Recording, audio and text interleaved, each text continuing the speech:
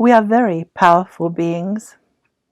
Good day to you, dear Lightworkers, in this December of 2021.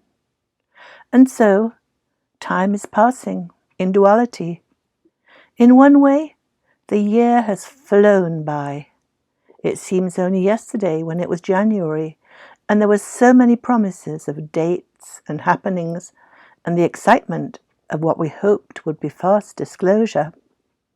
All was to be revealed on mainstream media. The truth is, the alternative media that we watch so avidly assured us that there would be announcements, revelations of the truth, and the mainstream media would be taken down. We so longed for this to happen. We so longed to be able to talk to those still in the fractiousness of the low vibration of the third dimensional reality. We so longed for them to awaken from their programmed delusion to the truth of their immortal soul nature. This has not occurred, and our brethren are more and more caught up in their distorted understanding, so that we can no longer communicate with them. They are not yet energetically aligned to a frequency where they can distinguish truth from falsehood. They have not the wisdom to discern other than that which they have been told repeatedly and repeatedly. And the words they hear each day from the mainstream media, with all their negative and fearful repetitions, have them more and more heavily hypnotized into fear and terror. We are powerful beings indeed. Regardless of which dimension of our earthly reality we are in, or what our understanding is, we have not given away our power to some alien beings or been taken over by dark spirits. Every day, in every way, we are exercising our incredible power as creators in this planet Earth schoolroom that is our human life. The thoughts and the words we use to think are magical spells. They are the codes that give us our power. They govern our reality. They decide what happens to us human beings here on Earth. With thoughts and words, we are the creators of our reality, just as God, Source, is the creator of the universe. When God created the earth, he first said the word. That is, he spoke out what he thought and visioned, and so the earth, from that imagining, was created. And, in the same way, through thought, word, and the consequent vision they produce, we create our own reality. That is why every thought we think, every word we speak, is a prayer. That is why those in the third, fourth, and fifth dimensions of consciousness are experiencing different realities, for they speak different words. The third dimension is the realm of young souls, the realm of duality, the realm of the suffering that we are here to experience. For suffering leads to compassion and understanding of each other. Suffering expands our consciousness and our knowing of the love that we truly are. And that suffering is produced by the way our world is set up. In the third dimension, separation and division are the order of the day. Our parents, our caretakers, governments and religions are all set up to train us into feeling shame and guilt. We are told, with words, we are not good enough. We are sinful. We never do anything right. And so we are in constant fear. To feel better, we have to pretend that we are superior. We judge those around us as inferior. We project the words we believe about ourselves onto others. That is why separation and duality abound. And so the words we use are negative. We prod and poke at each other. That was stupid. You really don't know what you're doing. I hate you. You make me angry. It's all your fault. You don't do anything right. I am ill. I have cancer. I have diabetes. I am dying. I am poor. I can't afford anything. I am homeless. And so it goes on. And we swear. We are jealous. We are greedy. We are angry. We threaten to kill and maim each other.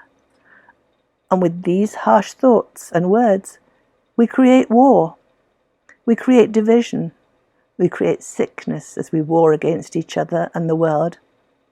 Even in this low-vibrating third dimension, we are powerful, for our harsh and heavy thoughts and words are the generators of the state of the world in which we live. In the fourth dimension, our consciousness begins to awaken, and the third dimensional belief system seems absurd. Yet we still see ourselves as separate from each other, for as we gain awareness of what we have been taught, we may well become angry and resentful of the society which has implanted such a negative understanding within us. We think of ourselves as superior. We are still in duality, us against them. We judge ourselves as awake, while judging others as asleep. We judge them for their diets, for their antagonistic speech, for calling us too sensitive, for not respecting nature or animals or the beauty of the world that we now see so clearly.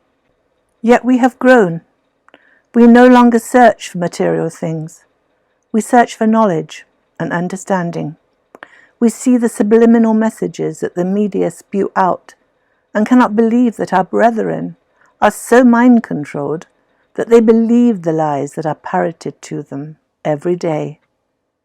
And we try to convince our low-vibrating brethren that their thinking is wrong, and we discover over and over again that this cannot be done, for their universe of consciousness is in a narrow band of frequency that cannot be raised until the soul has completed its third dimensional journey.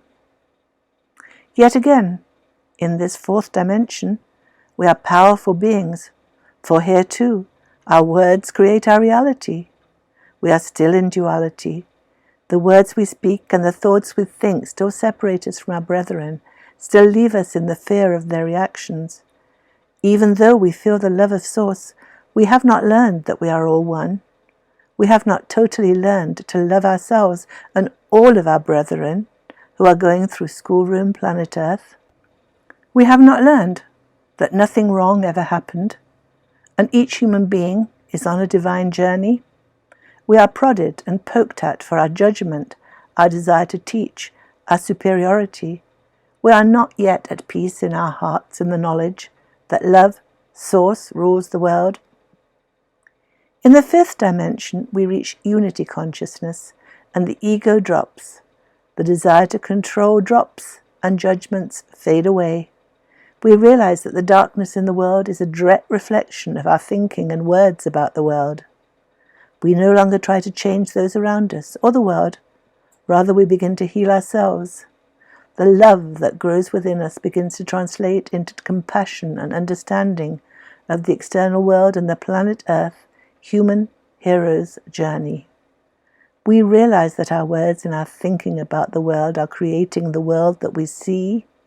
Love is the only power. We watch our words carefully that they be positive and loving. We endeavor to encourage and uplift all around us. We use affirmative statements about ourselves and others. We love ourselves and all our brethren, not for our ego personality, but for the soul within. The soul, the part of Source that is the drop of divine consciousness that we truly are. The ineffable, immortal spark of God that came to earth to experience suffering in order to learn greater love.